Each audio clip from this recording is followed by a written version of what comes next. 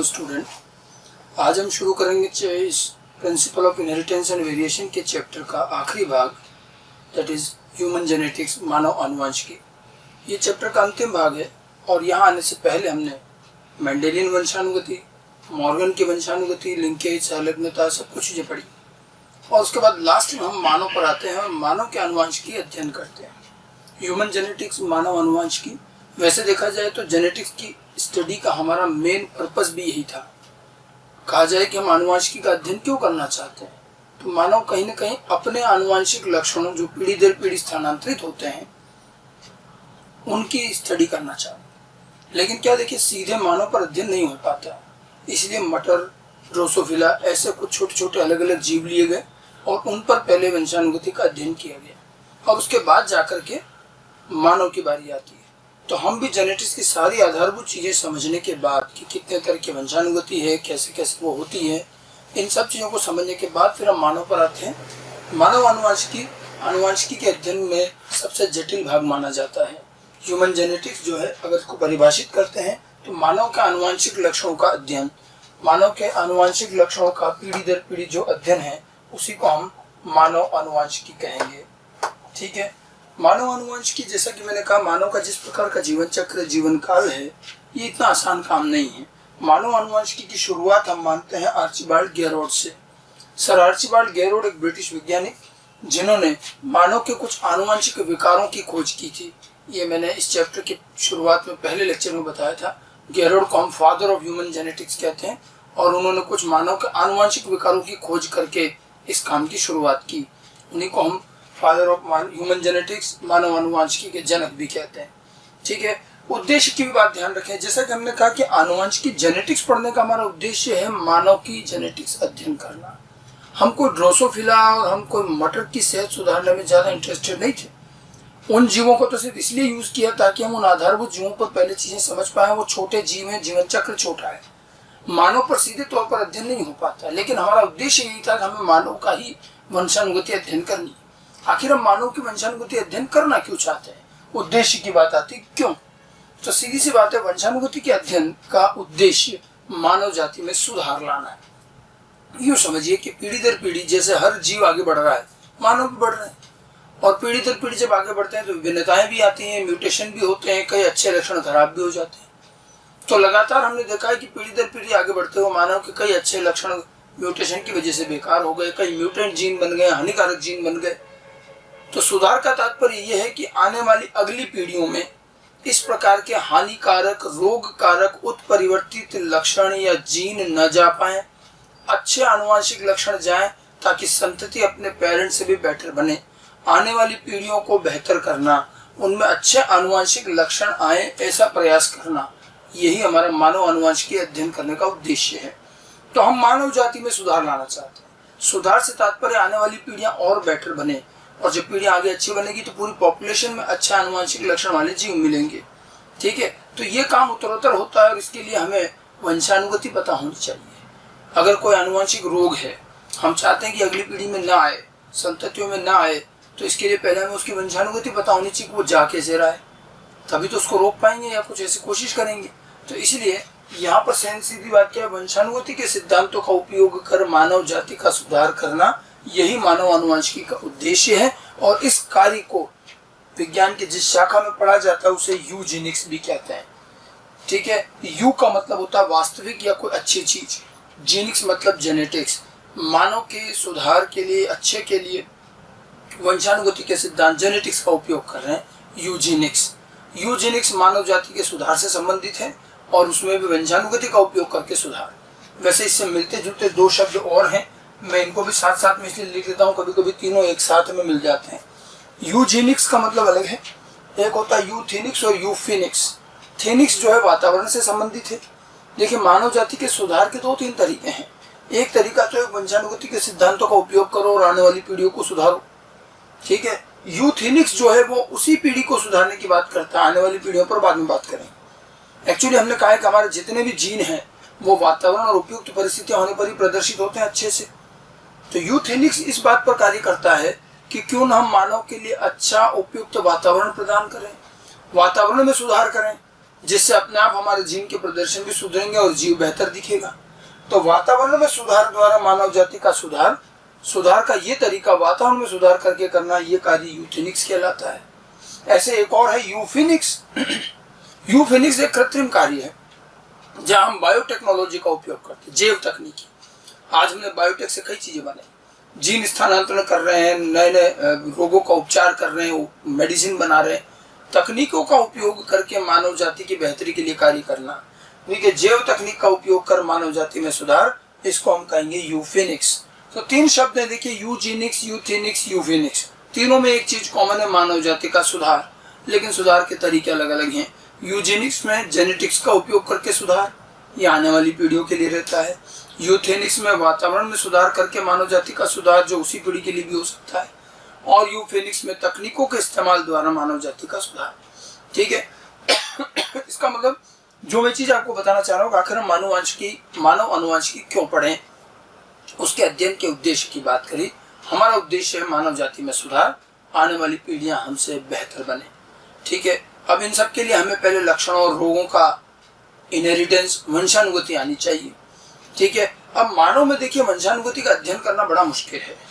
आमतौर पर वंशानुगति का अध्ययन होता कैसे, जैसे आपको किसी लक्षण की वंशानुगति पता करनी, तो हम क्या करते हैं, उसी से संबंधित 2 पेरेंट का चयन करते हैं, उनका क्रॉस करा के F1 पीढ़ी, फिर उससे F2 पीढ़ी, स्वपरागण, टेस्ट क्रॉस, तमाम तरह के क्रॉस होते हैं। विभिन्न प्रकार के क्रॉस और उनसे प्राप्त संततियों के आधार पर अंदाजा लगता है कि लक्षण की वंशानुगति कैसी है, वो ऑटोसोमल है, लिंग संलग्न है, जो भी है। ठीक है। तो इसके लिए बाकायदा क्रॉस किए जाते हैं और यहीं से समस्या शुरू होती है। मानव का जीवन काल, जीवन चक्र जिस प्रकार का है, मानव जिस प्रकार की सामाजिकता और व्यवहारिकता में रहता है, वहाँ आनुवंशिकी के इस तरह के अध्ययन संभव नहीं है और इसीलिए मानव जो है वंशानुगति के अध्ययन के लिए कभी उपयुक्त नहीं माना जाता। ठीक है। तो मानव में अन्य जीवों की तरह प्रत्यक्ष आनुवंशिक अध्ययन नहीं किए जा सकते, डायरेक्ट जेनेटिकल स्टडीज संभव नहीं है। और क्यों नहीं है, इसी पर आता है अगला सवाल। ठीक है। जैसे मटर और ड्रोसोफिला में हमने डायरेक्ट क्रॉस कर लिया, मानव में नहीं कर पाएंगे। और क्यों नहीं कर पाएंगे, उसके कुछ 5-6 कारण मैंने लिख रखे हैं। देखिए, एक तो सीधी सी बात है, मानव में नियंत्रित क्रॉस संभव नहीं। पहला कारण नहीं है, मानव में नियंत्रित आनुवंशिक क्रॉस कर पाना संभव नहीं है। यहाँ पर सामाजिक और व्यवहारिक बाधाएं रहती हैं, सामाजिक व्यवहारिक कारण है। देखिए, मानव में एक पूरी सोशलिज्म रहती है, एक सोशलिज्म है, एक व्यवहारिकता भी रहती है, और यहाँ बाकायदा परिवार और सारा माता पिता और पूरा संबंध रहता है। ऐसे में केवल एक लक्षण की वंशानुगति के लिए आप किन्हीं 2 व्यक्तियों में या 2 मानवों में, एक नर मादा में विवाह नहीं करा सकते, सिर्फ इस उद्देश्य से कि साहब हमें अध्ययन करना है, हमें इस लक्षण का अध्ययन करना है, आप दोनों विवाह कर लो। ये चीजें बहुत इम्प्रैक्टिकल है मानव समाज में। पौधों में आप क्रॉस करा सकते हो, दूसरे जंतुओं में क्रॉस करा सकते हो, मानव में ऐसे नहीं हो पाएगा। ठीक है। तो मानव में एक सामाजिकता, व्यवहारिकता, पसंद नापसंद, बहुत सी बातें आती हैं और इस तरह से नियंत्रित आनुवंशिक क्रॉस मानव में संभव नहीं। ठीक है। पहली मुख्य परेशानी तो यही है कि हम केवल एक अध्ययन, एक क्रॉस के लिए कोई आपकी बात मानने को तैयार नहीं होगा। इस तरह से कोई जो है किसी में विवाह नहीं किया जाता। दूसरी बात देखिए, मानव का जो जीवन चक्र है काफी बड़ा है, मानव का जीवन काल काफी बड़ा है। 80 से 100 वर्ष का कुल जीवन काल माना जाता है। और अगर पीढ़ी काल, जनरेशन टाइम भी माने तो 18 से 20 वर्ष। जनरेशन टाइम का मतलब है जन्म से लेकर परिपक्वता तक का समय, मतलब उसके बाद वो संतति उत्पन्न कर सकने योग्य हो जाता है। वो समय भी करीब 20 साल का है। और जब 20 साल का ये समय, आप देखिए, जब भी हम कोई क्रॉस करते हैं तो हम कहते हैं साहब F1 संतति लंबी प्राप्त हुई। हमें क्या F1 संतति लंबी है कब पता चला? कोई पैदा होती थोड़ी मालूम चलता है। वो F1 संतति जब परिपक्व होगी तब उसमें वो लक्षण दिखेगा। अर्थात जब कोई क्रॉस किया जाता है तो संततियों के परिपक्वता तक इंतजार करना पड़ेगा। अब पौधों में और छोटे जीवों में तो ये कुछ दिनों में हो जाता है, तो हम वेट कर लेते हैं। मानव में परिपक्वता 20 साल में आएगी। तो एक क्रॉस अगर ऐसा कुछ कर भी लिया जाए तो 20 वर्ष में जाकर के तो हमें एक क्रॉस का परिणाम F1 पीढ़ी मिलेगी। ठीक है। तो इस तरह के कार्य का कोई मतलब नहीं है, इतने लंबी अवधि में काम करने से कोई परिणाम नहीं मिलेगा। तीसरी समस्या यहाँ है कि चलो इतने लंबे समय तो कोई रुके भी सही, तो समस्या है कि मानव में जो जनन का कार्य, उसमें एक बार में एक संतति पैदा होती है।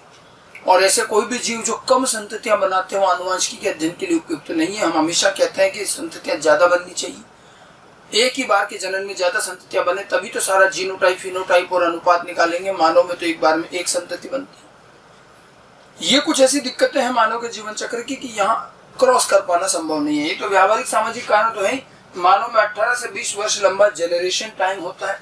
ये जनरेशन टाइम काफी लंबा है, ठीक है। जनरेशन टाइम जो होता है ये क्या रहता है, जन्म से परिपक्वता, जन्म से परिपक्वता तक का समय, इसको हम जनरेशन टाइम कहते हैं। और ये भी करीब 20 वर्ष का रहता है, ठीक है। और इतने लंबे समय तक रुक करके कोई क्रॉस करने का कोई अर्थ नहीं है। मानव में कम संख्या में संततियों का उत्पन्न होना, संततियां कम बनना, ये 3 तो बड़े आधारभूत कारण हैं। व्यावहारिकता और सामाजिकता कारण से नियंत्रित क्रॉस, डायरेक्ट क्रॉस करना संभव नहीं है, ठीक है। 18 से 20 वर्षों के लंबे जीवन जनरेशन टाइम की वजह से इस तरह के क्रॉस के परिणाम बहुत देरी से आएंगे। संततियां कम होने की वजह से हमें सभी संभव परिणाम दिखेंगे नहीं। ये चीजें जो है साफ दिखा रही कि आप इस तरह से डायरेक्ट क्रॉस करके मानव में अध्ययन नहीं कर पाएंगे। और भी कुछ कारण है। मानव में उच्च स्तर की विषम युग्मता पाई जाती है। मानव में जबकि हम देखिए किसी भी क्रॉस की शुरुआत करते हैं तो समयुग्मी पेरेंट लेते हैं। मानव में तो सारे ही लगभग सभी विषम युग्मी है। समयुग्मता मानव में ला पाना अत्यंत मुश्किल है, तो यहाँ समयुग्मी पेरेंट से हम शुरुआत कर ही नहीं पाएंगे। मानव में कई ऐसे लक्षण हैं जो कई सारे जीन से नियंत्रित होते हैं। एक एक लक्षण के 50-50 जीन हो सकते हैं। पॉलीजीनिक बहुजीनी वंशानुगति। मानव में कई सारे मात्रात्मक और बहुजीनिक लक्षण पाए जाते हैं।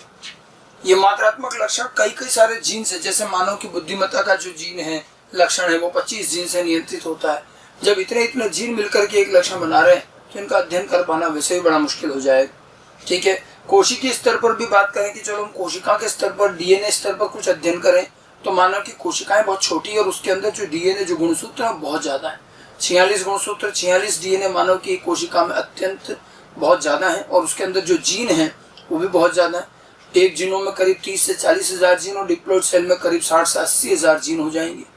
तो इतनी सी कोशिका में इतना सारा डीएनए और इतने सारा जीन, ये सब चीजें अध्ययन के लिए अत्यंत जटिलता पैदा करती हैं। इतना आसान काम नहीं होगा। मानव की कोशिकाएं अत्यंत छोटी होती है जबकि उनमें गुणसूत्र की संख्या काफी ज्यादा होती है, ठीक है। इस वजह से ये कुछ तमाम कारण है, 4-5 कारण क्यों हम मानव में डायरेक्ट क्रॉस आधारित अध्ययन नहीं करते। इन सब चीजों से एक बात तो तय होगी कि मानव में किसी तरह का हमें को जैसे क्रॉस कराकर कुछ चीज पता करनी हो, ऐसा मानव में नहीं होगा। तो फिर मानव में वंशानुगति का अध्ययन करें कैसे? अध्ययन के कुछ तरीके विकसित किए गए, लेकिन ये जो भी तरीके थे प्रत्यक्ष नहीं थे। प्रत्यक्ष का मतलब क्रॉस करके नहीं लाए गए। अब ये अप्रत्यक्ष रूप से होंगे। और मानव में कुछ इनडायरेक्ट मेथड, अप्रत्यक्ष विधियां डेवलप की गई है अध्ययन की। अध्ययन की विधियों में देखिए कौन कौन सी विधियां हैं। अध्ययन की विधियां जो भी रहेंगी ये अप्रत्यक्ष अध्ययन है, ठीक है। इनमें सबसे मुख्य जो है वो है पेडिग्री एनालिसिस, वंशावली विश्लेषण। मानव में आनुवंशिक लक्षणों के अध्ययन का सबसे सामान्य तरीका यही है। उसके बाद और भी तरीके हैं, पॉपुलेशन स्टडी, ठीक है। मानव में जो ये पेडिग्री एनालिसिस है ये एक परिवार के स्तर पर होता है, क्योंकि मानव एक सामाजिक प्राणी है। तो परिवार रहता है और उसमें पीढ़ी दर पीढ़ियां आगे से आगे बनती हैं। तो एक परिवार का सामूहिक अध्ययन करके हम वंशानुगति का अध्ययन कर पाएंगे, वो पेडिग्री में करते हैं।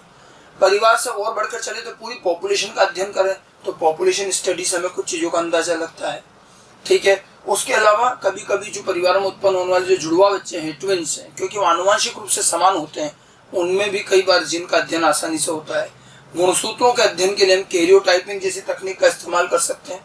कैरियोटाइपिंग मानव के गुणसूत्रों को कोशिका से बाहर निकालकर एक एक गुणसूत्र का अध्ययन कर रहा है, ठीक है। या फिर जैव रासायनिक अध्ययन हो जो हम संवर्धन माध्यम पर एक एक कोशिका को अलग अलग से कर सकते हैं। लेकिन ये जितने भी सारी चीजें सब अप्रत्यक्ष हैं, सीधे तौर पर कोई क्रॉस नहीं, कुछ नहीं। इनमें जो सबसे मुख्य मेथड जो काम आता है वो पेडिग्री और उसके बाद ज्यादा से ज्यादा पॉपुलेशन। हम इन दो पर थोड़ा और बातचीत करेंगे, बाकी ये चीजें बहुत रेयरली ही काम आती हैं। तो जो मुख्य विधि है अध्ययन की वो है वंशावली विश्लेषण, पेडिग्री एनालिसिस, ठीक है। अब क्योंकि देखिए सारे के सारे अध्ययन जो है अप्रत्यक्ष हैं, इतना आसान काम नहीं है। इसीलिए आप देखिए आज तक भी मानव के सारे आनुवंशिक लक्षणों का हमें वंशानुगति प्राप्त नहीं हो पाई है। और जो जरूरी थे वो हमने जरूर प्राप्त करी और अभी चल रहा है कार्य। अच्छा, ज्यादा जरूरी वैसे क्या होगा? जो हमारे अच्छे आनुवंशिक लक्षण है उनकी वंशानुगति जानना, या जो आनुवंशिक रोग है उनकी वंशानुगति जानना? तो स्वाभाविक सी बात, हम पहले रोगों की वंशानुगति जानेंगे, क्योंकि रोगों की वंशानुगति पता होने पर अगली पीढ़ी में उसको जाने से रोका भी जा सकता है, कुछ प्रयास कर सकते हैं। इसलिए आप देखिए मानव आनुवंशिकी में सबसे ज्यादा आनुवंशिक रोग अध्ययन होते हैं, उनकी वंशानुगति अध्ययन होती है। तो मानव में जितने हमारे मुख्य रोग हैं, आनुवंशिक रोग, हम उनका लगभग आज वंशानुगति सबका अध्ययन कर चुके हैं। तो हमने प्राथमिकता के आधार पर पहले रोगों की वंशानुगति अध्ययन की। रही बात कुछ दूसरे सामान्य लक्षण जो रोग नहीं है, उनमें भी अध्ययन हुआ, लेकिन वो इतने नहीं हुए हैं। आपको हमने मॉड्यूल भी दिया है, मॉड्यूल के अंदर एक टेबल में हमने मानव के कुछ सामान्य लक्षणों की लिस्ट बना रखी है, जिनमें उनका प्रभावी स्वरूप क्या है, अप्रभावी स्वरूप क्या, ये दे रखा है। ठीक है, कभी कभी क्वेश्चन में हमें पता होना चाहिए कि मानव में इस लक्षण में प्रभावी कौन होता है और अप्रभावी कौन है, दिया नहीं जाता, हमें मालूम होना चाहिए। और आप देखेंगे वहां पर कई अच्छे लक्षण हैं जो अप्रभावी भी हैं। एक चीज ध्यान रखिएगा कि सारे अप्रभावी अलील रोग पैदा नहीं करते, कई अच्छे लक्षण और अप्रभावी भी अच्छा स्वरूप बनाते हैं। और जरूरी नहीं कि हर जीन का अप्रभावी रोग ही उत्पन्न करे, बहुत से में प्रभावी से भी रोग नहीं होता, अप्रभावी से भी नहीं होता। ऐसे कुछ सामान्य लक्षण हैं, आपको एक लिस्ट दे रखी है, उनमें से कई तो मैंने आपको बताए भी हैं। जैसे आंखों का रंग मैंने बताया था आपको, आंखों का रंग में काला भूरा रंग जो है ये प्रभावी लक्षण है, नीली आंखों होना अप्रभावी है। ठीक है, आंखों के आकार में अध्ययन हुआ है, बड़े आकार की आंखें प्रभावी हैं, छोटे आकार की आंखें अप्रभावी हैं। ठीक है, बालों से संबंधित अध्ययन हुआ है, तो बालों में देखा गया कि जो सामान्य सीधे बाल होते हैं जो कि ज्यादातर लोगों में मिलते हैं वो अप्रभावी है, और घुंघराले बाल प्रभावी है। घुंघराले बाल प्रभावी है, सामान्य सीधे बाल जो है वो अप्रभावी है। अब आप कहेंगे कि सब सीधे बाल वाले लोग ज्यादा हैं, तो एक चीज ध्यान रखना, पॉपुलेशन में जनसंख्या में ज्यादा कौन है कम कौन है इसका प्रभावी अप्रभावी से कोई संबंध नहीं है। और ऐसा कई बार हो सकता है कि लक्षण का अप्रभावी स्वरूप वाले जीव ज्यादा है, प्रभावी वाले कम है। प्रभावी अप्रभावी तो विषम युग्म अवस्था से तय हो रहा है कि विषम युग्म में जो प्रदर्शित हुआ वो प्रभावी। अब पॉपुलेशन में चाहे वो कम हो या ज्यादा हो वो अलग बात है। पॉपुलेशन में ज्यादा कौन होगा कम कौन होगा ये कैसे तय होता है, ये प्रकृति तय करती है, नेचुरल सिलेक्शन, प्राकृतिक वर्ण। प्रकृति को हो सकता है अप्रभावी वाला स्वरूप ज्यादा अच्छा लगा हो तो वो अप्रभावी का चयन करती है, तो प्रभावी होते हुए वो कम होता जाएगा। देखिए, पॉपुलेशन में जिस अलील की मात्रा ज्यादा है इसका मतलब प्रकृति ने उसका चयन किया है, उसका चयन हो रहा है और तभी वो बढ़ रहा है। जो बढ़ता वही है जिसका चयन हो रहा है। ठीक है, तो कई बार अप्रभावी का चयन हुआ है, ऐसी कोई बात नहीं। ठीक है, बालों में जैसे हमने कहा घुंघराले बाल प्रभावी हैं, सीधे बाल अप्रभावी। गालों पर जो डिंपल पड़ना, जैसे आप लोग कुछ लोगों की गाल में खड्डे डिंपल होते हैं, ठीक है, जिनके नहीं होते हैं वो ज्यादा है जबकि, लेकिन ये लक्षण अप्रभावी। गालों में डिंपल पड़ना प्रभावी लक्षण है और नहीं पड़ना अप्रभावी लक्षण है। ठीक है, और यहाँ भी नहीं पढ़ने वाले अप्रभावी लोग ज्यादा हैं। ठीक है, इस तरह के कुछ अध्ययन किए गए लक्षण है। राइट हैंड लेफ्ट हैंड का करेक्टर है कि साहब राइट हैंडेड वाले प्रभावी, लेफ्ट हैंडेड जो होना वो अप्रभावी होता है। टंग के लक्षण है, कुछ लोग टंग को घुमा पाते हैं, कुछ लोग नहीं घुमा लेते। टंग घुमा पाना, जो घुमा लेते हैं वो रोलर्स कहते हैं, प्रभावी है। जो नहीं घुमा पाते हैं नॉन रोलर अप्रभावी है। स्वाद का भी है, टंग पर भी स्वाद का लक्षण। ठीक है, कुछ लोगों को स्वाद आ रहा है, कुछ को नहीं आता। जो स्वाद पता कर पाते हैं वो प्रभावी, स्वाद नहीं पता कर पाना अप्रभावी। तो इस तरह की चीजें। एक केमिकल को लेकर के कभी कभी क्वेश्चन आता है, पीटीसी। ये केमिकल होता है जो लैब में काम आता है अक्सर, फिनाइल थायोकार्बेमाइड। ठीक है, ये स्वाद में कड़वा होता है लेकिन इसका स्वाद हर किसी को पता नहीं चलता। कुछ व्यक्ति इसका स्वाद बता पाते हैं, कुछ लोग नहीं बता पाते हैं। जो पीटीसी को टेस्ट कर पाते हैं, कड़वा स्वाद बता पाते हैं, वो प्रभावी लक्षण है, वो टेस्टर कहलाते हैं, फिनाइल थायोकार्बेमाइड। ठीक है, और जो टेस्ट नहीं बता पाते हैं वो अप्रभावी है। तो ये मैं जो चीजें बता रहा हूँ ये मानव के सामान्य लक्षण है। और भी देखो, ब्लड ग्रुप का लक्षण हमने अध्ययन किया, आरएच फैक्टर का लक्षण अध्ययन किया, मानव में त्वचा का रंग, मानव की ऊंचाई, ऐसे और भी कई सारे लक्षण हैं जो सामान्य लक्षण हैं। उनमें आप देखें तो प्रभावी भी ठीक है और अप्रभावी भी ठीक है। कुछ कुछ लक्षणों में अप्रभावी जनसंख्या में ज्यादा है, प्रभावी कम है। ज्यादा कम होना प्राकृतिक वर्ण, नेचुरल सिलेक्शन, इवोल्यूशन पर निर्भर करेगा। ठीक है, तो ऐसे कुछ लक्षणों की टेबल एक मॉड्यूल में बनी हुई है, आप अपनी जानकारी के लिए उसको पढ़ लें ताकि आपको ये पता रहे कि किस लक्षण में कौन सा स्वरूप प्रभावी, कौन सा अप्रभावी। बट ज्यादातर जो अध्ययन हुआ है पेडिग्री वगैरह से वो रोगों का अध्ययन हुआ है, आनुवंशिक विकारों का। और वो कैसे अध्ययन करते हैं, हमें बेसिकली यही पढ़ना है कि पेडिग्री का उपयोग कैसे किया जाता है, वंशानुगति पता कैसे करते हैं। तो हम पेडिग्री एनालिसिस को ही आगे शुरू करते हैं। बड़ा ही इंटरेस्टिंग और बड़ा ही यूजफुल टॉपिक है पेडिग्री एनालिसिस, वंशावली विश्लेषण। ठीक है, वंशावली विश्लेषण एक प्रकार का थोड़ा दिमाग लगाने वाला मेंटल एबिलिटी जैसा क्वेश्चन है। और जो वंशानुगति अब तक हमने इस चैप्टर में पढ़ी है वो सब अब काम आएगी, उसका पूरा निष्कर्ष यहाँ यूज होगा। वंशावली विश्लेषण वंशावली शब्द इतिहास से, हिस्ट्री से लिया गया है। किसी वंश का, किसी परिवार, किसी वंश का रिकॉर्ड रखना और उसका विश्लेषण करना, वो वंशावली विश्लेषण है। हिस्ट्री में आप देखेंगे बड़े बड़े पुराने राजवंशों का, महाराजाओं राजाओं का पूरा इतिहास मिल जाता है। वंश कहाँ से शुरू हुआ, फिर उनके कितने बच्चे हुए, फिर उनके कितने, पूरा एक चार्ट मिल जाएगा। बड़े बड़े किलों महलों में दीवारों पर बना हुआ दिखता है, हिस्ट्री की किताबों में होता है। हिस्ट्री में इस तरह से किसी परिवार, किसी वंश का रिकॉर्ड रखना, वो एक ऐतिहासिक महत्व की चीज है, रिकॉर्ड के लिए रख रहे हैं। ठीक है, अब उसी रिकॉर्ड को हम यूज करते हैं जेनेटिक्स में वंशानुगति अध्ययन करने के लिए। एक्चुअली क्या है, जब मानव में डायरेक्ट क्रॉस संभव नहीं है तो फिर किया क्या जाए। देखिए, मानव का जीवन काल काफी लंबा है, 80-100 साल तक भी जी लेता है और पारिवारिक रूप से समूह में रहते हैं। तो इससे एक फायदा ये हुआ कि मानव जो है, ऐसा नहीं होता है कि एक पीढ़ी का जीव मरा तब जाके अगली पीढ़ी पैदा हुई, नहीं। मानव के परिवारों में कई पीढ़ियां समानांतर चलती हैं। एक पीढ़ी चल रही है, फिर अगली भी शुरू होगी, फिर उससे अगली भी शुरू होगी, और परिवारों में अक्सर 3-3, 4-4, 5-5 पीढ़ियां साथ मिल जाती है। ठीक है, और एक व्यक्ति स्वयं अपने जन्म से लेकर उसकी खुद की मृत्यु तक वो अपने परिवार की 4-5 पीढ़ियां देख सकता है। जब उसका जन्म हुआ तो उसने अपने दादाजी को देखा होगा, उसके दादाजी, उसके पिताजी। ठीक है, उसका जन्म हुआ और उसके जन्म होने के बाद उसके खुद के दादाजी बनने तक उसके बेटे बेटे और फिर उनके पोते पोती जो भी। तो व्यक्ति का जीवन काल इतना बड़ा रहता है कि वो अपने परिवार की 4-5 पीढ़ियां खुद देख लेता है।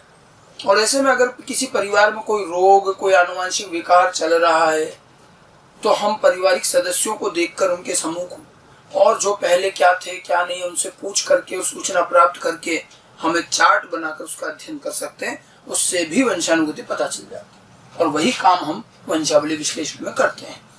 ठीक है, तो यहाँ भी एक फैमिली का रिकॉर्ड एक चार्ट के रूप में लिया जाता है।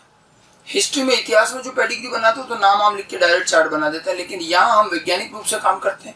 किसी का नाम पता नहीं लिख रहे हैं, हमने यहाँ कुछ निर्धारित चिन्ह बना लिए और हमें एक जीव को देख करके 2 ही बातें पता चलती है, या तो वो नर है या मादा है, या फिर वो रोगी है या सामान्य है, और कुछ चीज बाहर से दिखेगी नहीं। और उसी आधार पर हम पेडिग्री बनाते हैं और अध्ययन करते हैं। पेडिग्री का अगर हम परिभाषित करें, किसी परिवार में किसी आनुवंशिक विकार या लक्षण की वंशानुगति का 2 या 2 से अधिक पीढ़ियों का रिकॉर्ड, जिसे कुछ विशिष्ट चिन्हों द्वारा प्रदर्शित किया जाता है चार्ट के रूप में, उसे हम पेडिग्री कहते हैं। परिवार के 2 या 2 से अधिक पीढ़ियों का रिकॉर्ड, किसी भी एक लक्षण, किसी भी रोग का जो कि चिन्हों द्वारा चार्ट बनाकर प्रदर्शित किया जाता है, उसे हम पेडिग्री कहते हैं। पेडिग्री सॉल्व करना, मैंने आपको कहा ना, थोड़ा आपका यहाँ दिमाग लगेगा, सोचने की क्षमता चाहिए, मेंटल एबिलिटी का क्वेश्चन है। पर एक चीज ध्यान रखिएगा, पेडिग्री हमेशा प्रति परिवार बनती है। तो एक परिवार का ही एक पेडिग्री बनी, ऐसा नहीं कि पड़ोसी भी जान पहचान वाले तो उनको भी ले लिया, नहीं। एक ही परिवार के जो सदस्य आगे से आगे पीढ़ी दर पीढ़ी, प्रति परिवार और प्रति रोग, एक बार में पेडिग्री में एक ही रोग का अध्ययन होता है, इसलिए पूरी पेडिग्री में एक ही रोग की बात चलेगी, तो वंशानुगति निकालना आसान होता है। ठीक है, पेडिग्री बनाने में सबसे पहले यह भी देखा जाता है कि पेडिग्री जब हमने बना ली, जो परिवार के सदस्य हैं, और ये एक अपना अवेयरनेस भी होता है। मान लो अपने परिवार में कुछ रोग पीढ़ी दर पीढ़ी चल रहा है, तो हम खुद भी पेडिग्री बना सकते हैं या बनवा सकते हैं। इसके लिए जेनेटिक काउंसलर, मेडिकल काउंसलर होते हैं, वो आपके परिवार की पूरी सूचना लेंगे, भी कौन कौन लोग हैं, किसको रोग हो रहा है, किसको नहीं हो रहा है, पहले कौन थे, जितना आपको पुराना याद है, उसके आधार पर चार्ट बनता है। और बनाना आसान है, हम खुद भी बना सकते हैं। ठीक है, तो जितनी ज्यादा इंफॉर्मेशन होगी उतनी बड़ी पेडिग्री बनेगी और उतना बड़ा चार्ट बनेगा, और जितना बड़ा चार्ट बनेगा उतना एक्यूरेट रिजल्ट आएगा। ध्यान रखिएगा, चार्ट बड़ा होने पर रिजल्ट निकालना आसान होता है। छोटी या कम इंफॉर्मेशन होने और छोटी पेडिग्री होने पर कई बार हमें संदेह रहेगा और सही परिणाम नहीं भी आता। पेडिग्री अप्रत्यक्ष विधि है, कोई जरूरी नहीं कि अच्छे से रिजल्ट हर बार आ जाए, कभी कभी नहीं भी आता। इसके लिए इंफॉर्मेशन ज्यादा चाहिए। ठीक है, उनको चार्ट के रूप में व्यवस्थित करते हैं। पूरी पेडिग्री बनाने के बाद हम सबसे पहले ये देखते हैं कि परिवार में रोग पहली बार किसमें आया। जिस व्यक्ति में परिवार में पहली बार रोग आया, वहां से आगे की पेडिग्री, जहां से पहली बार रोग दिख रहा है वहां से आगे की पेडिग्री हमारे लिए ज्यादा इंपॉर्टेंट है। ठीक है, और जिसमें पहली बार रोग आता है उसको हम, जिसमें पहली बार रोग आया उसको हम प्रोबैंड भी कहते हैं। प्रोबैंड, प्रोबैंड क्या है? दरअसल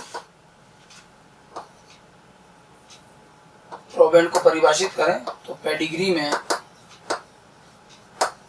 वह व्यक्ति, नर मादा में से कोई भी हो सकता है, वह व्यक्ति जिसमें पहली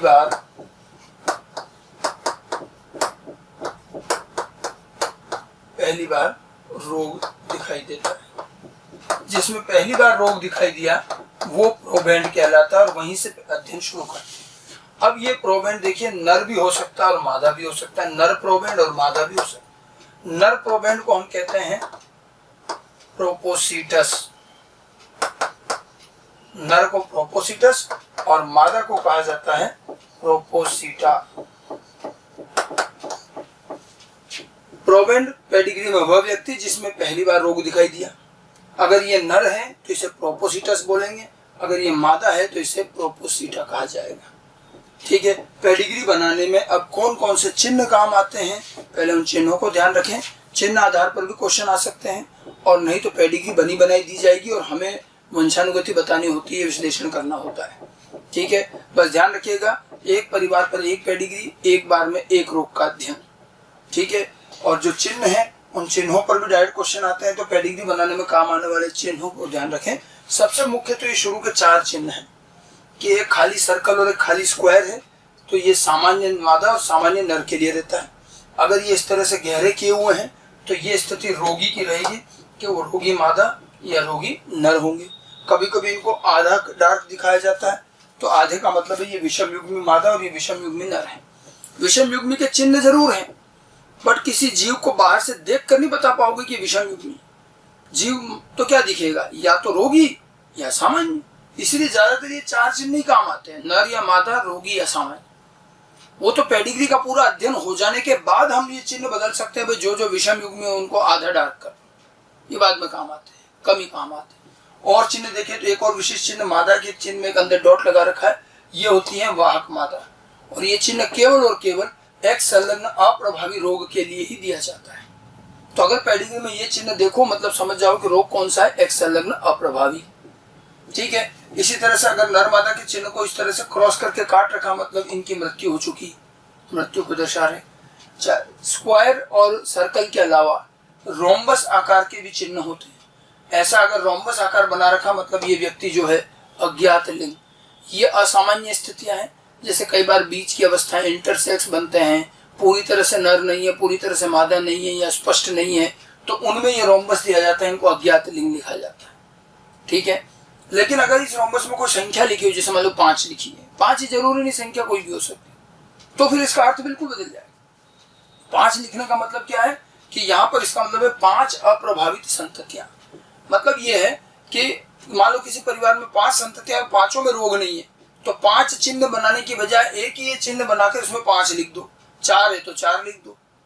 तो जितनी अप्रभावित संततियां उनको एक साथ इस चिन्ह से भी लिखा जा सकता है। तो इन दोनों चिन्हों का मतलब बिल्कुल अलग अलग है।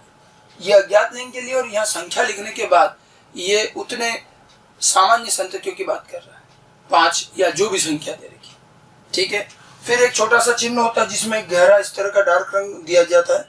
ये जो होता है ये गर्भपात को दर्शाता है। भ्रूणी अवस्था में जीव की मृत्यु, एबॉर्शन, या फिर मृत शिशुओं का जन्म, मृत बच्चों का जन्म, जिसे स्टिल बर्थ कहते हैं। अगर मृत बच्चे का जन्म हुआ, भ्रूणी अवस्था में मर गया, ऐसी स्थिति में ये वाला चिन्ह दिया जाएगा। ठीक है, कुछ चिन्ह और भी हैं विशेष रूप से, जैसे ट्विंस के, जुड़वा के जो चिन्ह हैं, जुड़वा 2 तरह के होते हैं, मोनोजाइगोटिक, डाइजाइगोटिक। एक ही जाइगोट से 2 जीव बने अगर, तो वो आनुवांशिक रूप से बिल्कुल समान होते हैं और उनके लिए इस तरह का बंद चिन्ह बनता है। ठीक है, और दो या तो दोनों नर होंगे या दोनों मादा होंगे, ये समान लिंग वाले होते हैं, ये मोनोजाइगोटिक ट्विंस। जो डाइजाइगोटिक ट्विंस है मतलब साथ साथ में 2 जाइगोट बन गए, तो वो हो सकता है दोनों नर हो दोनों मादा हो, तो एक नर एक मादा, ये विपरीत लिंग वाले भी हो सकते हैं, ये डाइजाइगोटिक ट्विंस होते हैं। ठीक है, तो ट्विंस को दर्शा सकते हैं। उसके बाद जब पेडिग्री बनाई जाती है तो नर मादा या माता पिता को दर्शाने के लिए क्या करते हैं, एक मादा का चिन्ह और एक नर के चिन्ह को इस लाइन से जोड़ दिया जाता है। ये लाइन जो है इसको मैरिज लाइन या मेटिंग लाइन कहते हैं। ये पेरेंट दर्शाने के लिए होती है कि ये दोनों नर मादा या माता पिता पेरेंट है। कभी कभी इन चिन्हों के बीच में एक की बजाय 2 लाइन दर्शा सकते हैं। 2 लाइन दर्शाने का मतलब ये कॉन्सेंजिनस मैरिज कहलाती। कॉन्सेंजिनस मैरिज कहते हैं निकट संबंधियों में विवाह जो कि इनब्रीडिंग के तुल्य है।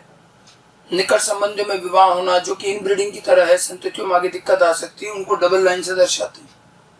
फिर पेडिग्री आगे कैसे बनाता है, माता पिता की जो भी संततियां आएंगी उनको सिबलिंग लाइन पर, जैसे माता पिता अब इनकी संततियों को एक और हॉरिजॉन्टल लाइन पे दर्शाते हैं जिसको कहते हैं सिबलिंग लाइन। सिबलिंग मैंने आपको बताया था कि जिन बच्चों का जन्म अलग अलग समय पर हुआ है, अब जैसे पहली पुत्री हुई है, दूसरा पुत्र है, तीसरी पुत्री, चौथा पुत्र, तो जितनी भी इनकी संततियां हैं सबको उनके जन्म के क्रमानुसार लिखा जाएगा और ये सिबलिंग लाइन कहलाएगी। इनका जन्म अलग अलग समय पर हुआ है और ये रोमन संख्या लिखी जाती, सामान्य इंग्लिश वर्ड लिखे जाते हैं जो संख्या दर्शाते हैं। रोमन संख्या साइड में रहती है, हमेशा इधर साइड में रोमन संख्या रहती है जो पीढ़ियों की संख्या दर्शाएगी कि ये पहली पीढ़ी हो गई, फिर ये दूसरी पीढ़ी, फिर तीसरी पीढ़ी। रोमन संख्या इस काम के लिए होती है। पेडिग्री कैसे बनाई जाएगी, कौन कौन से चिन्ह काम आएंगे, इन पर डायरेक्ट क्वेश्चन आता है, इसलिए इनके चिन्ह अच्छे से याद रखिएगा। इन्हीं चिन्हों पर क्वेश्चन पूछे जा सकते हैं या फिर हमें पेडिग्री बनाई दी जा सकती है। हमें उसमें दिए गए रोग या लक्षण की वंशानुगति बतानी होती है। पेडिग्री में हमारा मुख्य काम है वंशानुगति बताना और वही हमें सीखना है। यहाँ वास्तव में देखिए बहुत कुछ नया नहीं है मेरे लिए बताने को। जो नया था वो चिन्ह थे, अब जो चीजें आएंगी वो सब हम पहले पढ़ चुके हैं, उन्हीं को दोबारा रिपीट करेंगे। ठीक है, तो पेडिग्री में हमारा जो सबसे मुख्य काम होता है वो होता है वंशानुगति का अध्ययन। तो पेडिग्री के अंदर वंशानुगति का अध्ययन कैसे क्या किया जाए, ठीक है। और पहली बात तो कितने तरह की वंशानुगति होती है, क्या है। तो वंशानुगति देखिए पेडिग्री के अंदर आप वो सारे प्रकार की वंशानुगति दर्शा सकते हो जितनी हो सकती है। वंशानुगति में हम कैसे मालूम करें कितनी होती है। देखिए अगली पीढ़ी, वंशानुगति का मतलब क्या, अगली पीढ़ी में लक्षण के जाने का तरीका, और अगली पीढ़ी में जाना और उसके बाद वहां लक्षण आना नहीं आना दो चीजों पर निर्भर कर रहा है। सबसे पहले तो लक्षण का जीन कोशिका में किस जगह है, ठीक है, केंद्रक के अंदर है कि साइटोप्लाज्म में है, केंद्रक में भी ऑटोसोम पर है या लिंग गुणसूत्रों पर है। क्योंकि देखिए जीन की लोकेशन कहाँ है, जीन कहाँ स्थित है, वहां से बहुत कुछ तय होता है कि वो अगली पीढ़ी में जाएगा कैसे। अगली पीढ़ी में जाने में इस बात का बड़ा फर्क रहता है कि उसकी जगह कहाँ है, लोकेशन कहाँ है। तो हम एक तो लोकेशन बताएंगे, और दूसरा ये रोग उस जीन के कौन से एलील से हो रहा है, प्रभावी एलील से रोग हो रहा है या अप्रभावी एलील से। मैंने आपको पहले कहा था कि दोनों एलील एक साथ रोग पैदा नहीं करते, या तो प्रभावी एलील रोग पैदा करता है तो फिर अप्रभावी से व्यक्ति सामान्य बनता है। ज्यादातर स्थितियों में अप्रभावी से रोग होता है तो सामान्य प्रभावी जो है वो सामान्य रहता है, ठीक है। तो हमें दो चीजें बतानी होती है कि रोग का लक्षण का जीन कहाँ है और वो कौन से एलील से हो रहा है। स्थिति के आधार पर देखिए तो कुल मिलाकर 3 लोकेशन है कि जीन या तो ऑटोसोम पर हो सकता है, लिंग गुणसूत्रों पर हो सकता है और साइटोप्लाज्म हो सकता है। लिंग गुणसूत्रों में ये एक्स पर हो सकता है या वाई पर हो सकता है। ये तो हो गई लोकेशन। अब ये प्रभावी अप्रभावी को भी और जोड़ लें तो कुल मिलाकर के 6 प्रकार की वंशानुगति बनेगी कि रोग ऑटोसोमल प्रभावी है या ऑटोसोमल अप्रभावी। एक्स संलग्न प्रभावी हो सकता है, एक्स संलग्न अप्रभावी भी हो सकता है। वाई लिंक्ड हो सकता है, वाई में कभी प्रभावी अप्रभावी नहीं देंगे क्योंकि वाई तो हमेशा अकेले ही चलता है। प्रभावी अप्रभावी का पता विषम युग्मी में जोड़े में आने पर पता चलेगा, तो वाई में नहीं मालूम चलेगा, और न ही साइटोप्लाज्मिक में पता चलेगा। तो कुल मिलाकर के 6 प्रकार की वंशानुगति हो गई, autosomal dominant, autosomal recessive, x link dominant, x link recessive, फिर वाई लिंक एंड साइटोप्लाज्म। आपको जो भी पेडिग्री दी जाए उनमें आपको ये 6 वंशानुगति में से ही आंसर देना है।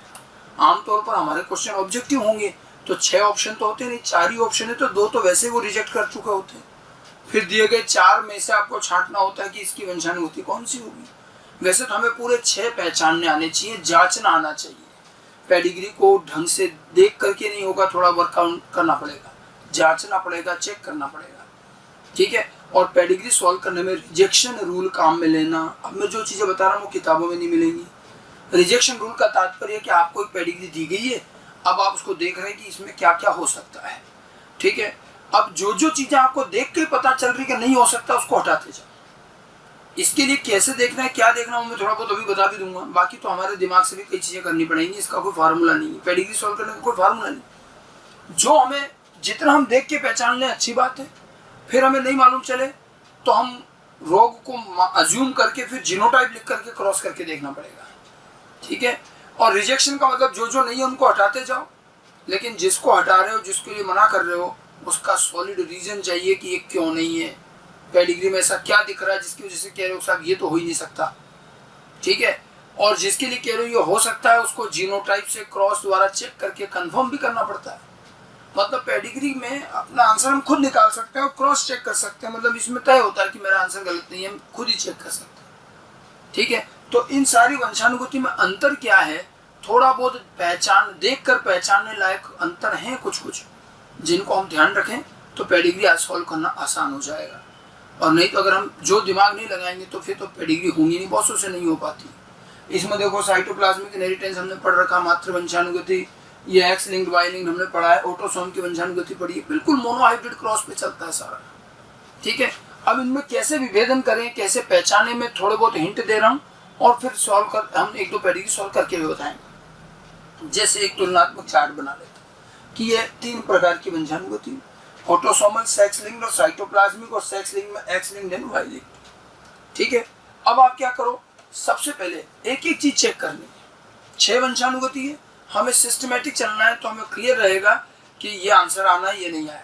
आप जो आंसर दोगे पेडिग्री में कि पेडिग्री में दिया गया रोग ऑटोसोमल अप्रभावी है मान लो, तो ऑटोसोमल अप्रभावी कह रहे हो तो बाकी 5 क्यों नहीं है उसका जवाब होना चाहिए आपके पास कि पेडिग्री में क्या देखकर बोला है कि सिर्फ ऑटोसोमल अप्रभावी है बाकी कोई नहीं है। जो नहीं है उनका कारण बताना पड़ेगा क्यों नहीं है, और जो है उसको भी प्रूव करना पड़ता है चेक करके, और ये सब काम आराम से हो जाता है। ठीक है, अब जैसे हम ऐसा कभी भी कोई पेडिग्री दी जाए तो हम सबसे पहले साइटोप्लाज्मिक से शुरू करें, ये आसान है, देखते पहचान में आ जाते हैं। साइटोप्लाज्मिक और वाई लिंक्ड देखते पहचान में आ जाते हैं, होंगे तो भी स्पष्ट होंगे और नहीं होंगे तो भी क्लियर नहीं होंगे।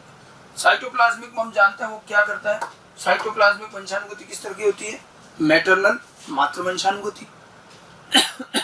इसका मतलब ये है मातृवंशानुगति क्या, हम तो जानते हैं मातृवंशानुगति जैसी माता होंगी वैसी संततियां आएंगी, लेकिन ये पेडिग्री में दिखना चाहिए।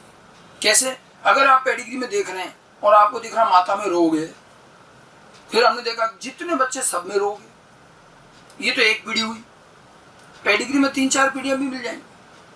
अब यही चीज अगर आगे की पीढ़ियों में भी दिख रही है कि माता रोगी सारे बच्चे रोगी, माता सामान्य तो सारे बच्चे सामान्य, ये भी चलेगा। अगर ऐसा कि ऐसा ही पैटर्न पूरी पेडिग्री में हर पीढ़ी में दिख रहा है तो आप अपना आंसर कर सकते हो साइटोप्लाज्मिक वंशानुगति। और साइटोप्लाज्मिक के लिए और कोई चेक करने की, जीनोटाइप लिखने की कोई जरूरत नहीं है।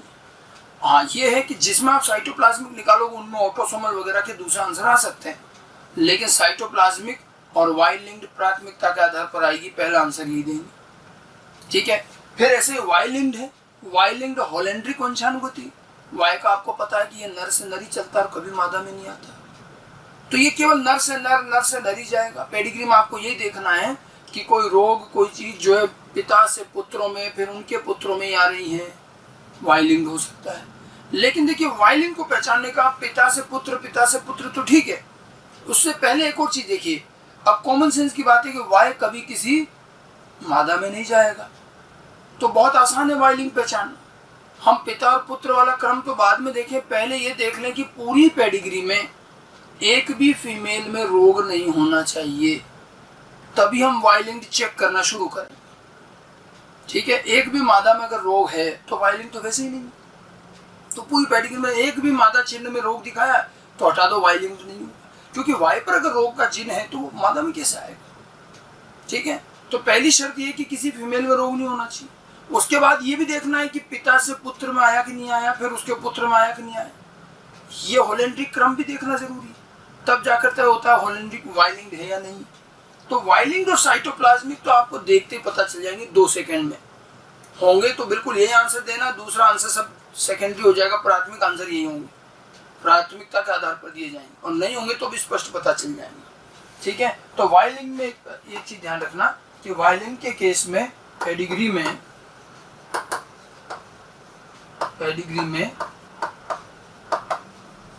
एक भी फीमेल में रोग नहीं होना चाहिए। ये एक बात और ध्यान रखिएगा कि किसी भी मादा में रोग नहीं होना चाहिए। ठीक है, तब तो ये वाई लिंक्ड में जाए। तो होलेंड्रिक, वाई लिंक्ड और साइटोप्लाज्मिक ये जो हैं ये तो हम देख के पहचान लेंगे। फिर आता है एक्स लिंक्ड और ऑटोसोमल। और वास्तव में पेडिग्री में जो हम अटकते हैं, जहाँ दिक्कत आती है, जहाँ हम देखकर ढंग से नहीं बता पाएंगे, वो ये दोनों हैं। ऑटोसोमल और एक्स लिंक्ड में कई बातें समान भी चलती हैं, और ऐसा कोई बहुत स्पष्ट देखकर पहचानने जैसा कोई कारण भी नहीं है। थोड़ा बहुत है कि चलिए जो ऑटोसोमल लक्षण होते हैं, जो जीन ऑटोसोम पर है वो नर में मादा में समान रूप से जाते हैं, और जो एक्स वाले हैं वो criss cross, non criss cross दर्शा सकते हैं। पिता से केवल पुत्रियों में, माता से पुत्र में। ठीक है, ये एक थोड़ा सा मार्जिनल अंतर है कि एक्स संलग्न जो होगा वो क्रिस क्रॉस दर्शाएगा, जबकि ऑटोसोमल ऐसा कुछ नहीं, वो जो है नर और मादा में समान रूप से स्थानांतरित होगा। लेकिन ये चीज पेडिग्री में कई बार इतनी स्पष्ट जरूरी नहीं दिखे, मतलब हमें इन दोनों को आपस में क्रॉस चेक करना पड़ेगा। मान लो आपको पेडिग्री में देखने पर लग रहा है कि तो नर मादा सब में आ रहा है, तो आप ऐसा मत सोच लेना कि तो ऑटोसोमल हो गया, जी नहीं, उसमें भी आप एक्स लिंक चेक करेंगे। और अगर आपको मान लीजिए कहीं क्रिस क्रॉस दिख रहा है, पिता से पुत्रों में रोक गया, तो ऐसा मत मान लीजिएगा कि बस ये तो एक्स लिंक्ड है, यहाँ भी ऑटोसोमल चेक करेंगे, क्योंकि क्रिस क्रॉस जो है हर पीढ़ी में नहीं दिखता, एक आध पीढ़ी में कहीं बीच में दिखेगा, क्योंकि क्रिस क्रॉस के साथ नॉन क्रिस क्रॉस भी तो होता है, तो ये मिक्स हो जाते हैं। और इसीलिए कई बार ऑटोसोम में और एक्स संलग्नता में यूं देखकर पहचानना मुश्किल होगा, तो आपको दोनों आपस में चेक करने पड़ेंगे। आपको भले लग रहा है ये ऑटोसोमल है, तो भी एक्स लिंक चेक करके कंफर्म कर लो हाँ ये नहीं है। आपको लग रहा है ये एक्स लिंक्ड है, तो भी ऑटोसोमल से चेक करेंगे। तो इन दोनों को तो अंततः हमें क्रॉस द्वारा चेक करना पड़ेगा। ले देकर अंतर इतना ही है कि क्रिस क्रॉस दर्शाता है, ये नहीं दर्शाता, और इन दोनों में फिर प्रभावी अप्रभावी प्रभावी अप्रभावी भी रहेंगे। ठीक है, तो इन दोनों को पहचानना आसान है। ठीक है, अब हम पहले ऑटोसोमल की बात करें, फिर एक्स लिंक की बात करते हैं। इनको कैसे पहचाने, थोड़ा सा प्रभावी अप्रभावी को लेकर के ऑटोसोमल पे पहले बात करते हैं, प्रभावी अप्रभावी को। ऑटोसोमल रोग या लक्षण जो है या तो प्रभावी हो सकता है या अप्रभावी। जब पेडिग्री को आप देख रहे हैं तो हमें अंदाजा लगाना पड़ता है कि मैं इसको प्रभावी मानूं या अप्रभावी, थोड़ा देख करके पता चलता है। अब जो चीज अपन मान रहे हैं उसके अकॉर्डिंग जीनोटाइप लेने पड़ते हैं अगर हमें चेक करना है तो। जैसे अगर मैं रोग को ऑटोसोमल प्रभावी मानूं तो इसका मतलब ये हुआ कि प्रभावी एलील से रोग है और अप्रभावी एलील सामान्य, क्योंकि एक एलील से रोग होता है, ये बात मन में गांठ बांध ले, दोनों एलील से रोग नहीं। मैं अगर ऑटोसोमल अप्रभावी रोग कहता हूं, इसका मतलब प्रभावी एलील व्यक्ति को सामान्य बनाएगा और रोग सिर्फ अप्रभावी से आएगा। अर्थात प्रभावी के केस में पेडिग्री में अगर कोई व्यक्ति रोगी है तो उसका क्या जीनोटाइप होगा, ऐसे केस में जीनोटाइप ये चीज हमारे दिमाग में होनी चाहिए। और रोगी व्यक्ति है तो रोग वाले व्यक्ति का जीनोटाइप क्या होगा, या तो कैपिटल ए या फिर कैपिटल ए स्मॉल ए, और जो सामान्य है उसका होगा स्मॉल ए। जो नॉर्मल मोनोहाइब्रिड क्रॉस है वही चलाना है। अगर हम अप्रभावी रोग मान रहे हैं तो सामान्य लोगों का रोग इसमें जीनोटाइप क्या हो जाएगा, इसमें कैपिटल ए स्मॉल ए, ये तो सामान्य हो जाएंगे, और रोग वाला ये हो जाएगा स्मॉल ए स्मॉल, उल्टा हो जाएगा। तो इसलिए ये हमें तय करना पड़ता है कि हम रोगों को क्या मान के चल रहे हैं, उसके अनुसार लेनी पड़ेगी चीज। ठीक है, अब देखिए एक आसान सा अंतर तो ये है जो कभी कभी पेडिग्री में दिखता है, हमेशा दिखे, हमेशा तो कुछ भी जरूरी नहीं। जो मैं चीज आपको बता रहा हूँ ये पेडिग्री में दिख भी सकती है और न भी दिखे, यह आपके पेडिग्री सॉल्व करने में हिंट है जो थोड़ी बहुत आपकी मदद करने में। जैसे प्रभावी के एलील से अगर रोग होता है तो आप ये तो जानते हैं कि प्रभावी कभी छिपता नहीं, किसी में अगर एक प्रभावी एलील भी है तो उसका लक्षण दिखता है, और रोग अगर प्रभावी से हो रहा है तो ये कभी छिपेगा नहीं और हर पीढ़ी में दिखेगा। ये पीढ़ियां खाली नहीं निकाल सकता। मान लो माता पिता में किसी में रोग है, फिर पता चला दूसरी पीढ़ी में उनके बच्चों में किसी में नहीं आया और उनके बच्चों में आ गया तीसरी पीढ़ी में, ऐसा नहीं हो सकता। प्रभावी है अगर रोग तो पहली से सीधा तीसरी में नहीं आ सकता, दूसरी में भी किसी न किसी में जरूर आएगा, वो तो छिपता ही नहीं। छिपता कौन है, अप्रभावी। अप्रभावी विषम युग्म अवस्था में छिप जाता है।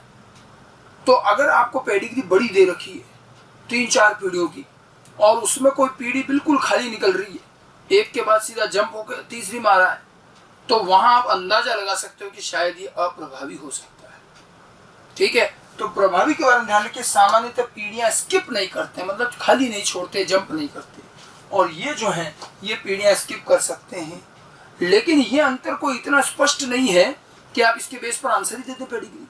ये केवल आपको अंदाजा लगाने में मदद करेगा कि ये प्रभावी मानूं या अप्रभावी मानूं। अगर पेडिग्री बड़ी है, पहली बात ध्यान रखना, बड़ी, कम से कम 3 जनरेशन चाहिए उसमें, पीढ़ियों का ये जंप देखना है तो पहली, दूसरी, तीसरी। और अगर पहली से सीधा तीसरी में रोग आ रहा है, बीच में किसी में नहीं आ रहा है, तो हो सकता है ये अप्रभावी हो, फिर चेक करेंगे अपन उसको। तो ये केवल थोड़ा अंदाजा लगाने के लिए काम आ सकता है। उसके बाद आप देखिए 2 चीज, अगर पेडिग्री में आपको कहीं भी किसी भी कोने में ऐसा लग रहा है कि माता पिता दोनों में रोग है और संतति सामान्य भी है, दोनों पेरेंट रोगी हैं और संतति सामान्य, तुरंत दिमाग काम करना चाहिए, अच्छा तो इसको क्या माना जाए, प्रभावी या अप्रभावी। सोचिए जरा, मोनोहाइब्रिड क्रॉस है। अगर दोनों पेरेंट रोगी लें और मैं मान लेता हूं चलो ये प्रभावी है, तो दोनों पेरेंट रोगी, रोग भी प्रभावी, तो क्या सामान्य संततियां आ सकती हैं? अब ये बात क्या आपको समझनी पड़ेगी मोनोहाइब्रिड क्रॉस। ठीक है, जैसे ये देखिए दोनों पेरेंट रोगी बता रखे मैंने, और इसमें देखो एक संतति तो रोगी और एक संतति, दो संततियां सामान्य। रोगी पेरेंट्स की सामान्य संतति क्या प्रभावी में आ सकती है? बिल्कुल आ सकती है। कब? जब आप देखो रोग किस किस में ये रहे, मैं अगर ये जीनोटाइप ले लूं इनका capital A small A, capital A small A, दोनों विषम युग्म ले लिए तो रोग तो हो गया। और इन सामान्य वालों में क्या आ जाए, इनसे आप देखो ये स्मॉल ए आ सकता है, तो बिल्कुल संभव है। ठीक है, मोनोहाइब्रिड क्रॉस करना बिल्कुल आ सकता है, दो विषम युग्मी के क्रॉस में समयुग्मी अप्रभावी आ जाए। तो दोनों पेरेंट के दोनों रोगी पैतृकों की सामान्य संतति हो सकती है, बट ये अप्रभावी में कभी नहीं होंगी। ठीक है, अप्रभावी में अगर ये रोगी है, देखो यहाँ रोगी कब आ रहा है, स्मॉल ए मोनोहाइब्रिड क्रॉस है। तो आप देखो इसमें अगर मैं स्मॉल ए लिखूंगा तो फिर ये चीज कहां से आ जाएगी, ये चीज तो संभव नहीं है। स्मॉल ए लिखने पर ये दोनों चीजें संभव नहीं है, क्योंकि सामान्य लाने के लिए तो कैपिटल ए चाहिए ना, तो कैपिटल ए तो है ही नहीं यहाँ, रोगी वाला आ सकता, सामान्य नहीं आ सकता।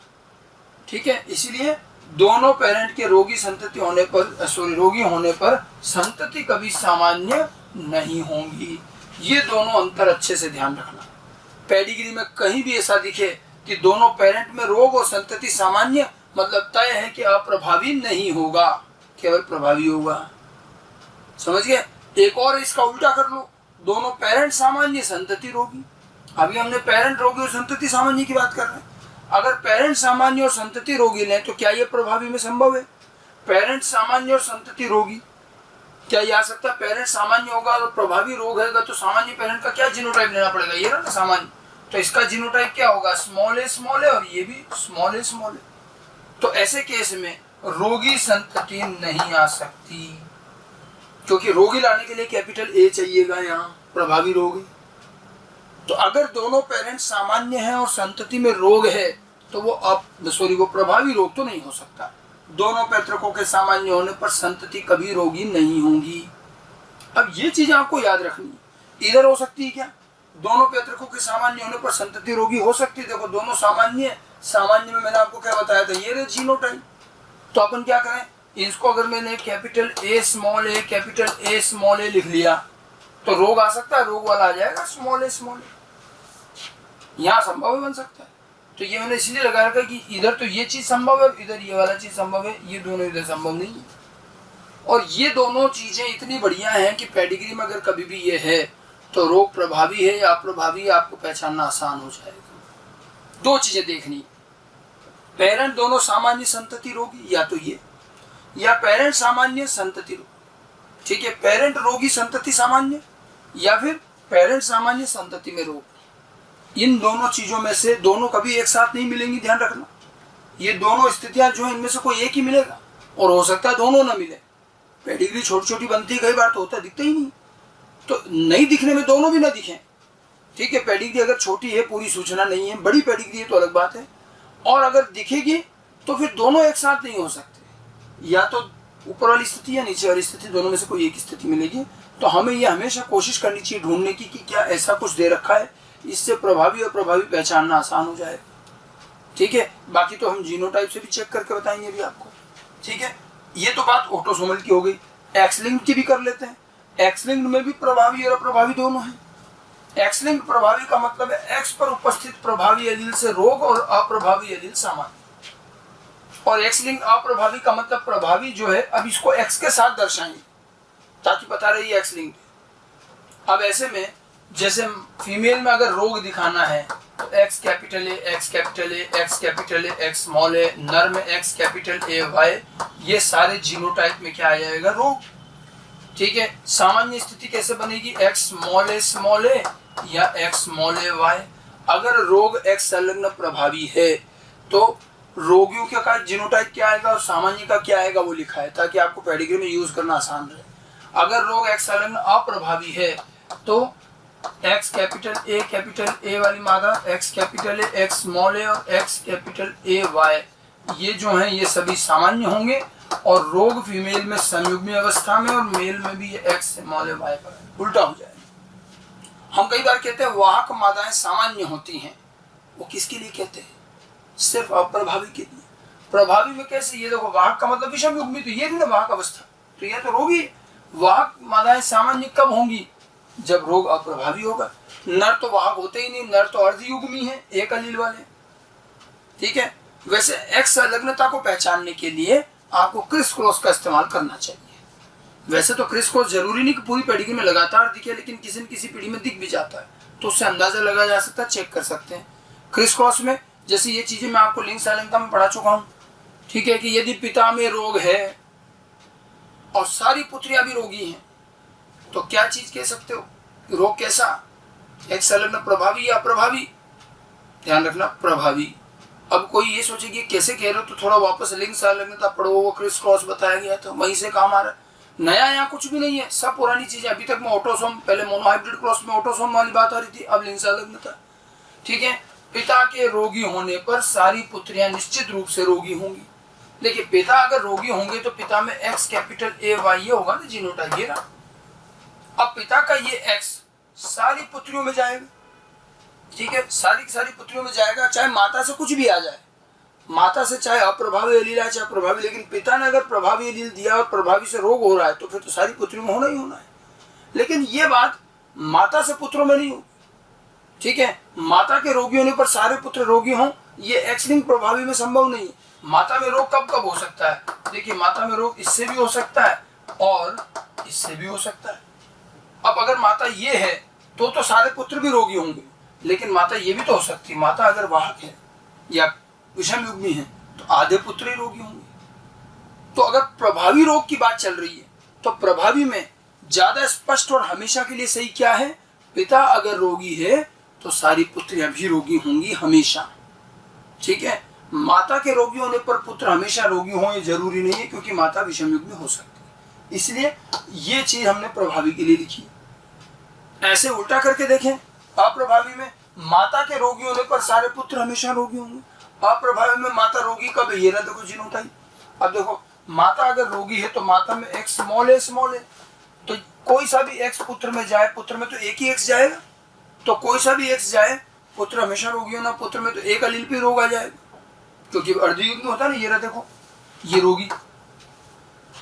तो अगर अप्रभावी रोग है तो ये हमेशा होगा कि अगर माता रोगी है सारे पुत्र रोगी होंगे। ठीक है, लेकिन ये अप्रभावी में नहीं, पिता की तरफ नहीं हो सकता। पिता में अगर बात करें कि पिता के रोगी होने पर, तो पिता देखिए अप्रभावी की रोग अगर है, अप्रभावी रोग है और पिता अगर रोगी है तो ये पिता में रोग हुआ। अब इससे सारी पुत्रियां रोगी हो जाए जरूरी नहीं है। पुत्रियां रोगी कब होंगी? जब माता से भी तो आए ये का यही चीज। तो हम ये नहीं कह सकते कि पिता के रोगी होने पर सारी पुत्रियां रोगी हो ही जाएंगी, माता से भी अप्रभाव एलील आने पर होंगी। ठीक है, ये ध्यान रखने वाली बात है। छोटी छोटी चीजें हैं, जितना हम क्रिस क्रॉस को अच्छे से समझ पाएंगे, और ये प्रैक्टिस के साथ आएगा। लिंग संलग्नता, क्रिस क्रॉस, पिता के रोगी होने पर पुत्रियां का रोगी होना प्रभावी के लिए माना जाता है, माता के रोगी होने पर सारे पुत्र का रोगी होना ये अप्रभावी माना जाता है। ऐसे और भी कई चीजें, ठीक है, जो हम जीनोटाइप रख करके चेक करके भी देख सकते हैं। जैसे हमने एक और चीज कही थी कि कोई भी एक्स संलग्न अप्रभावी रोग पुत्री में तब तक नहीं आता जब तक कि पिता रोगी न हो। ठीक है, पिता अगर सामान्य है तो एक्स लिंक रिसेसिव रोग पुत्री में आ ही नहीं सकता। पिता अगर सामान्य होगा तो पिता से तो प्रभावी एलील, सामान्य तो प्रभावी एलील से आएगा, रोग अगर अप्रभावी है तो। और पिता अगर सामान्य प्रभावी एलील दे रहा है तो फिर पुत्री वाहक हो सकती है लेकिन रोगी नहीं होगी। अब ये सब चीजें क्या पेडिग्री में आपको पहचाननी पड़ेगी। क्या आप देख लो कि पिता सामान्य और पुत्री में रोग दिख रहा है, अर्थात एक्स लिंक रिसेसिव नहीं है। मैंने आपको शुरू में कहा था कि आपको रिजेक्शन पर काम करना है, देखकर ये पहचानना है कि क्या क्या नहीं हो सकता और क्या क्या हो सकता है, उसके बाद आंसर आएगा। ठीक है, तो पेडिग्री सॉल्व करने के मैंने आपको थोड़े बहुत हिंट बताया कैसे चेक करना, मैं थोड़ा सा आपको अप्लाई करके भी बताऊं। ठीक है, ये चीज ध्यान रखनी है। अब आप देखिए पेडिग्री सॉल्व करने की मैंने जो चारों स्टेप्स बताए, कुल मिलाकर क्या कहा था मैंने कि सबसे पहले तो आप क्या करो, अगर हम यहाँ देखें तो सबसे पहले साइटोप्लाज्मिक को चेक करो, उसके बाद वाई लिंक्ड चेक करो, फिर यहाँ क्या एक्स लिंक्ड ऑटोसोमल में इतना स्पष्ट नहीं पता चलेगा तो ऐसे में क्या करेंगे, फिर ऐसे में फिर हम प्रभावी अप्रभावी पहचानेंगे। वो भी कौन सा, जो मैंने अभी आपको ऑटोसोमल बताया ये वाली चीज। दोनों पेरेंट रोगी संतति सामान्य, दोनों पेरेंट सामान्य संतति रोगी, ये पता करेंगे और उसके बाद फिर क्रिस क्रॉस वाली चीज पता करेंगे। तो 4 स्टेप में आपको पेडिग्री सॉल्व करनी है, ठीक है। तो कैसे कैसे इनको आपस में पहचानना है ये मैंने थोड़ा सा तुलनात्मक रूप से बताया है। पहले तो आप इनको ध्यान याद रखें, उसके बाद देखिए अब एक पेडिग्री पे मैं इसको अप्लाई करके दिखाता हूँ। मैंने जैसे ये पेडिग्री बना रखी है, ठीक है। पेडिग्री सॉल्व करने की जो है 4 स्टेप्स रहेंगी, मैं यहाँ पर वो चीज आपको बताता हूँ। पहली स्टेप में हम क्या चेक करेंगे, साइटोप्लाज्मिक इनहेरिटेंस चेक करेंगे। सबसे पहले तो हम साइटोप्लाज्मिक चेक करेंगे है या नहीं है। दूसरी स्टेप में हम वाई लिंक चेक करेंगे। तीसरी स्टेप में हम प्रभावी अप्रभावी डोमिनेंट रिसेसिव, और चौथी स्टेप में हम क्रिस क्रॉस चेक करेंगे। और नॉर्मली 4 स्टेप तक आते आते हमें पेडिग्री का आंसर मिल जाता है। ये 4 स्टेप हमेशा ध्यान रखना, इससे क्या आप सारा चेक कर लोगे, नहीं तो एक आध आंसर निकाल के बैठ जाओगे और बाकी का पता ही नहीं वो है भी है कि नहीं। इसमें हम सारी चीज चेक कर लेंगे और एक स्टेप में नहीं होता अगले आगे बढ़ते जाओ, ठीक है। और फिर जीनोटाइप से चेक वैसे होना ही होना है। जैसा ये देखिए, ये एक पेडिग्री दे रखी है और ये जो पेडिग्री है ये एग्जाम की ही पेडिग्री है जो AIPMT में पूछी गई है 2015 में, ठीक है। अब देखो इसको कैसे करें, एक बच्चों को इसको क्वेश्चन को करने में 10 सेकंड भी नहीं लगते। अब ये पेडिग्री दे रखी है, मैं आपको 1-2 पेडिग्री सॉल्व करके बता रहा हूँ, बाकी फिर आपको मैं होमवर्क दे रहा हूँ, आपको खुद भी करना है। ये प्रैक्टिस का इशू है। जैसे ये पूरी पेडिग्री है, अब पहले आप इनको ध्यान से देखिए कि हमें कुछ ऐसी चीज मिल रही है जो पहचानने लायक है या नहीं है। हम अपने इस स्टेप से शुरू करते हैं, क्या ये साइटोप्लाज्मिक है क्या। साइटोप्लाज्म क्या बताया था, मातृवंशानुगति, माता जैसी होनी चाहिए वैसी संततियां होनी चाहिए। अब माता यहाँ सामान्य, लेकिन क्या संततियां सामान्य है, या तो 2 संततियों में तो रोग आ रहा है, तो ये साइटोप्लाज्मिक नहीं है, ठीक है। इसी तरह से वाइलिंग है क्या, वाइलिंग के लिए मैंने क्या बताया था, आप सबसे पहले ये चेक करो कि पूरी पेडिग्री में अगर एक भी फीमेल में मादा में रोग है तो वाइलिंग तो वैसे ही नहीं होना। अब आप देखो यहाँ पर ये देखिए, इसमें रोग आ गया, अगर एक भी मादा चिन्ह में रोग है इसका मतलब वाइलिंग नहीं है, दोनों हटा दी। ऐसे चेक करना स्टेप बाय स्टेप। अब ये भी नहीं है, अब तीसरी स्टेप में आ जाते हैं, प्रभावी अप्रभावी। प्रभावी अप्रभावी चेक करने की 2 चीज मैंने बताई, क्या कि या तो दोनों पेरेंट में रोग संतति सामान्य, या दोनों पेरेंट सामान्य संतति रोग। इनमें से कोई एक चीज हो तो बहुत अच्छी बात है, नहीं होगा तो ठीक है, दूसरे तरीके से करेंगे, पहले वो चेक करें। तो क्या आपको यहाँ दिख रहा है कुछ, अब जरूरी नहीं ऊपर ही दिखे, किसी भी पीढ़ी पे दिख सकता है। अब आप ध्यान से अगर देखिए तो आपको एक नहीं 2 जगह दिख रहा है। यहाँ देखिए, दोनों पेरेंट सामान्य संतति में रोग, इधर भी देखो दोनों पेरेंट सामान्य और संतति में रोग, ये यहाँ दिख रहा है। पेरेंट सामान्य संतति में रोग, पेरेंट सामान्य संतति, ये नजर आना चाहिए। जिनको ये चीज नजर आएगी वो जल्दी से कर लेंगे। जैसे ये हुआ इसका मतलब क्या नहीं होगा, नहीं वाली बात पहले करना है, क्या हो गया ये बाद में कंफर्म करेंगे उसको। तो क्या नहीं होगा, अगर दोनों पेरेंट सामान्य और संतति जो है रोगी होती हैं तो क्या नहीं होता, कभी भी प्रभावी नहीं होता। प्रभावी में ऐसा संभव ही नहीं, अभी बताया तो मैंने, अप्रभावी में है। अब यहाँ ऐसा नहीं करना है कि इसका आंसर आप अप्रभावी दे दो डायरेक्ट ऑटोसोमल रिसेसिव, जी नहीं, ऑटोसोमल है या एक्स लिंक्ड है या अभी भी कंफर्म नहीं हुआ है। हाँ ये है कि ये प्रभावी है, अप्रभावी नहीं है। तो आप क्या करो, ऑटोसोमल प्रभावी हटा दो क्योंकि ये अप्रभावी है, सॉरी ये अप्रभावी, संतति सामान्य रोगी है, पेरेंट सामान्य और संतति रोग है, तो मतलब ये अप्रभावी है। तो ऑटोसोमल प्रभावी बिल्कुल नहीं होगा, हटा दो, और एक्स लिंक्ड प्रभावी भी हटा दो। Autosomal dominant x linked dominant दोनों हटा दीजिए, ठीक है। होगी तो ये रिसेसिव से होगी, अब या तो ये ऑटोसोमल रिसेसिव या एक्स लिंक्ड रिसेसिव से। अब ये 2 बच गए, देखिए 6 में से अपन ने 4 रिजेक्ट कर ली, साइटोप्लाज्मिक हटा दी, वाइलिंग हटा दी, ऑटोसोमल डोमिनेंट हट गया, एक्स लिंक्ड डोमिनेंट हट गया, क्योंकि ये देख के लग रहा है कि रिसेसिव है। अब अपने पास 2 बचे हैं, autosomal recessive, x linked recessive. और अब चौथी स्टेप क्या बताइए, क्रिस क्रॉस। अब या तो आपको क्रिस क्रॉस जैसी कोई चीज नजर आ रही हो, क्रिस क्रॉस देखना थोड़ा मुश्किल होता है, अगर क्रिस क्रॉस जैसी कोई चीज नजर आ रही है तब तो आपका काम आसान हो जाएगा, और अगर नहीं देख पा रहे हो तो फिर आप चेक करके देखो, ज्यादा टाइम नहीं खराब करना। आप जैसे मान लो मुझे तो देख के पता भी चल रहा है, लेकिन मैं मान लेता हूँ चलो मुझे नहीं मालूम चल रहा है कि ये एक्स लिंक्ड रिसेसिव है या नहीं है, इसको चेक करते हैं क्रिस क्रॉस से। तो अगर अपने को नहीं दिख रहा है तो अपन क्या करें, जीनोटाइप से करें। अब जीनोटाइप से कैसे चेक करते हैं वो बताता हूँ। अपन एक बार को मान लेते हैं कि ये रोग एक्स लिंक्ड रिसेसिव है, उसी अनुसार इनके जीनोटाइप लिख करके चेक करते हैं कि क्या ये संततियां आ जाएगी कि नहीं। अपने को बस ये चेक करना कि अगर मैं इस रोग को एक्स लिंक्ड रिसेसिव मानूं तो क्या ये संततियां आ जाएगी या नहीं, बस ये कंफर्म करना है। एक्स लिंक रिसेसिव ले लिया। एक्स लिंक रिसेसिव का मतलब है कि प्रभावी अलील से तो सामान्य अवस्था रहेगी और अप्रभावी से रोग रहेगा। ये एक्स लिंक रिसेसिव है। अब अपन इसको जीनोटाइप से करते हैं। देखिए, पिता में रोग है तो इसका जीनोटाइप हमें क्या लेना पड़ेगा? अब ये जीनोटाइप लिखना आना चाहिए। अप्रभावी से रोग है और माता सामान्य है तो माता हो सकता है एक्स कैपिटल ए संयुग्मी प्रभावी हो या फिर विषमयुग्मी भी हुई तो भी माता सामान्य। अब आप कहोगे वाहक का तो चिन्ह ही नहीं, वाहक के चिन्ह ऐसे काम नहीं आते। इन दोनों स्थितियों में वाहक माता जो होगी वो क्या दिखेगी? सामान्य। हमें क्या पता, हम तो दोनों ले लेते हैं। अब देखिए, इनसे क्या चेक करना? इन दोनों से पहली पुत्री आई, पुत्री रोगी, क्या रोगी पुत्री हो सकती है? ये चेक करना है। तो रोगी पुत्री हो सकती है क्या? अगर मैं यहाँ से माता ये एक्स और ये एक्स अगर आ जाए तो ये रोगी पुत्री हो जाएगी इस तरह से। ठीक है, इसका मतलब माता में भी हमें जीनोटाइप क्या लेना पड़ेगा? विषम। तो इससे ये हो जाएगा। फिर उसके बाद सामान्य, सन पुत्र जो सामान्य है तो माता का ये एक्स और इधर से तो वाई आएगा। अगर ये एक्स कैपिटल ए और वाई हो गया तो ये सामान्य हो गया, ये भी सही है, आ रहा है। फिर ये रोगी पुत्र माता का अगर ये वाला एक्स आ गया, एक्स स्मॉल ए और इधर से वाई, तो ये रोगी भी हो गया। मैं वही क्रॉस ही कर रहा हूँ, आप इसको क्रॉस करके देख लीजिए अलग से। इसका मतलब पहली पीढ़ी तो एक्स लिंक रिसेसिव से आराम से समझा पा रहे हैं। आगे बढ़ते हैं, आगे दूसरी पीढ़ी में देते हैं। जैसे अब ये सामान्य व्यक्ति है तो इसका तो खैर एक्स कैपिटल ए वाई होगा सामान्य का। अब इन दोनों से पुत्री सामान्य आ सकती है क्या? पिता का तो एक्स ये आएगा और माता में दोनों एक्स एक जैसे कोई सा भी ले लो। तो पिता से एक्स कैपिटल ए और माता से एक्स स्मॉल ए, तो पुत्री सामान्य हुई कि नहीं हुई? ये इनकी पुत्री हुई, बिल्कुल सामान्य। ठीक है, फिर क्या है इनका पुत्र सामान्य। अब पुत्र में पिता से तो क्या आएगा? वाई और इधर से एक्स। अब यहाँ दोनों एक्स एक जैसे हैं, कोई सा भी एक एक्स ले लिया और इधर से वाई, ये पुत्र हुआ।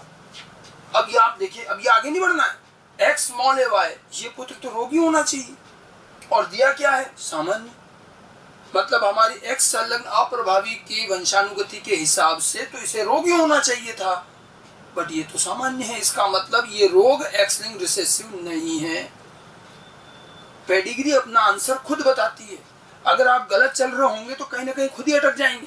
अब मैं अगर इस पर ध्यान नहीं देके बढ़ जाता तो फिर तो मेरा क्वेश्चन गलत हो जाता, लेकिन मुझे ध्यान देना पड़ा कि मेरे इस वंशानुगति के हिसाब से तो ये रोगी आना चाहिए। और वैसे भी देखिए, अगर माता में रोग है, हमने क्या बताया था अभी अप्रभावी में कि माता में रोग है और रोग अगर एक संलग्न अप्रभावी तो सारे पुत्र रोगी होते हैं। ये तो पुत्र सामान्य आ रहा है, इसका मतलब एक्स लिंक रिसेसिव नहीं। अब या तो ये मैं थोड़ा ध्यान से देख लेता तो मुझे दिख जाता। कैसे?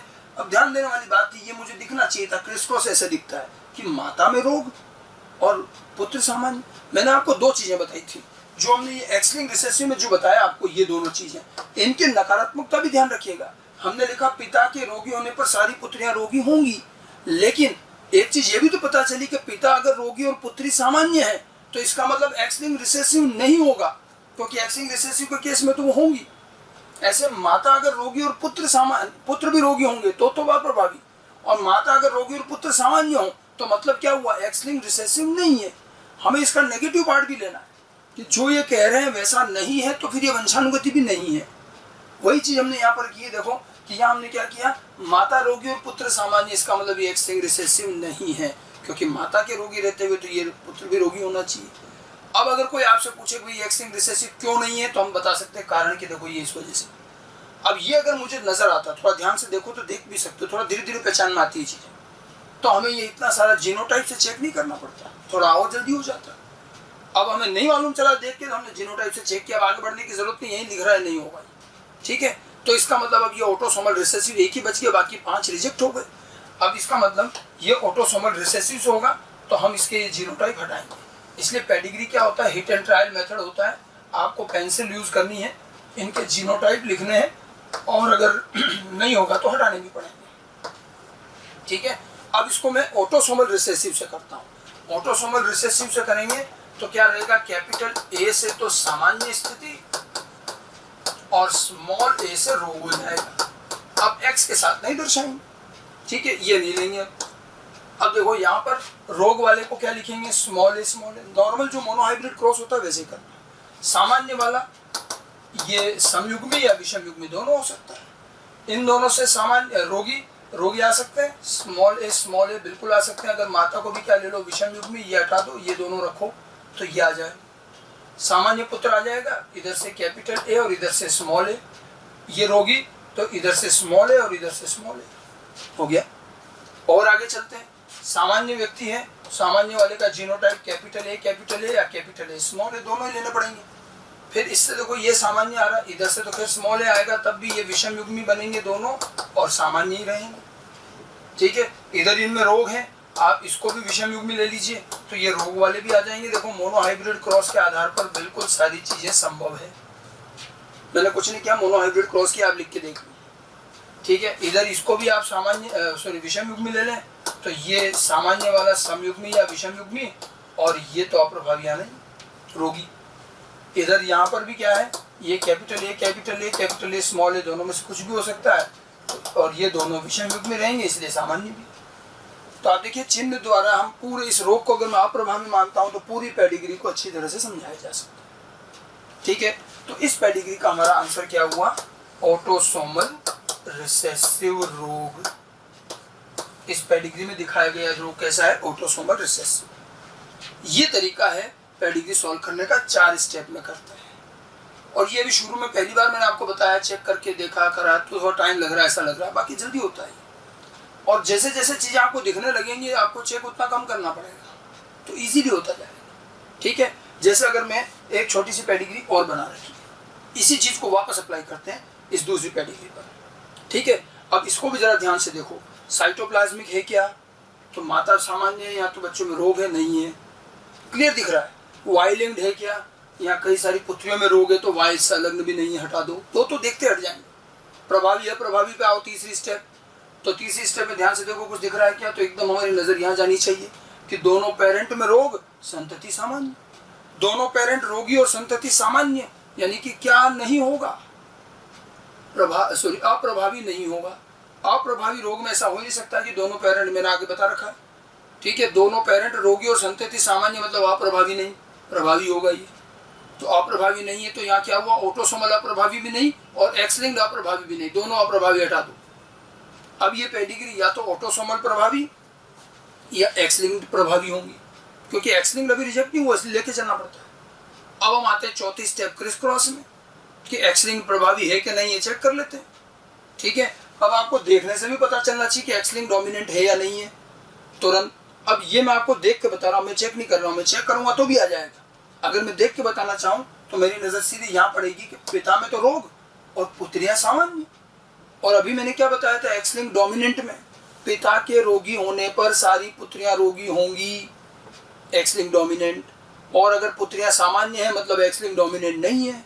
अगर एक्स लिंक्ड डोमिनेंट रोग है और पिता अगर रोगी है तो यही तो एक्स पुत्रियों में भी जाएगा, तो ये भी तो रोगी होनी चाहिए। यही पर ही दिख रहा है कि एक्स लिंक्ड डोमिनेंट नहीं हो सकता। ऐसे देखो ये पुत्र में रोग और माता सामान्य, माता का एक्स तो पुत्र माता है, और अगर प्रभावी रोग है और माता में नहीं है तो पुत्र में कैसे आ गया। ठीक है, 2-3 जगह आपको नजर आएगा कि एक्स लिंक्ड डोमिनेंट नहीं है, और जिसको नहीं दिखा वो जीनोटाइप लिख करके भी चेक कर लो। फिर ऑटोसोमल डोमिनेंट चेक करें। ऑटोसोमल डोमिनेंट में आपकी बार आपको क्या लेना है कि कैपिटल ए से रोग होगा और स्मॉल ए से सामान्य, उल्टा करना पड़ेगा क्योंकि रोग ऑटोसोमल प्रभावी ले रहे, अप्रभावी हो ही नहीं सकता।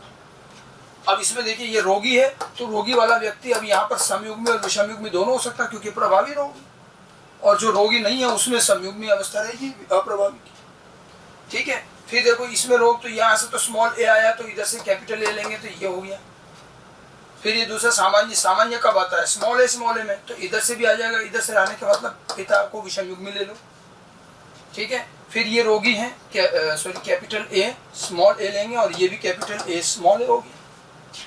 ओके, फिर ये सामान्य है तो ये स्मॉल ए लेना पड़ेगा, और इनके क्रॉस से ये सामान्य भी आ जाएगा और ये रोगी भी आ जाएंगे। इधर भी देखिए इसको विषमयुग्मी ले लीजिए तो ये सामान्य अवस्थाएं भी बन जाएंगी और ये रोगी दोनों। अगर मैं इस रोग को ऑटोसोमल प्रभावी मानता हूं तो मैं इस पूरी पेडिग्री पे जीनोटाइप लिख पा रहा हूं क्रॉस के आधार पर। तो बिल्कुल ऐसे चेक करना होता है, और इसका आंसर ऑटोसोमल डोमिनेंट बना। ठीक है, एक्स लिंक्ड डोमिनेंट क्यों नहीं है वो यही दिख रहा है, देखो इस जगह दिख रहा है, यहाँ दिख रहा है। और अगर मान लो आपको शुरुआत में देख के नहीं पहचानना, क्रिस क्रॉस जिस दिन आपको क्रिस क्रॉस दिखने लग गया उस दिन आपका काम आसान हो जाएगा, और जब तक वो नहीं दिखेगा तो आप जीनोटाइप रख करके चेक कर लिया करो, कोई दिक्कत नहीं। इसका आंसर ऑटोसोमल डोमिनेंट। मैंने ये जो दो पेडिग्री बताई, दोनों में एक एक ही आंसर है, एक में ऑटोसोमल रिसेसिव आया, एक में डोमिनेंट, बट ऐसा जरूरी नहीं है। कभी कभी पेडिग्री में आपको एक से ज़्यादा आंसर भी मिलेंगे, तो आपको वो भी मेंशन करने हैं।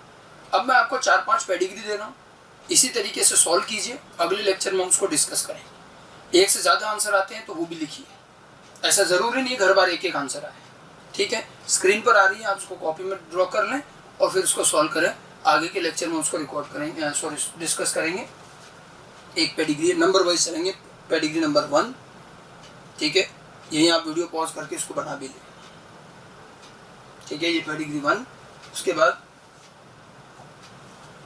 सेकेंड, थर्ड, फोर्थ और फिफ्थ। ठीक है, तो ये कुल मिला करके इन सारी पेडिग्री को सॉल्व कीजिए। जो तरीका मैंने आपको बताया, जिस स्टेप बाय स्टेप तरीका बताया, उस तरीके से कीजिएगा। इन 5 पेडिग्री को हम आगे अभी डिस्कस करेंगे अगले लेक्चर। Thank you.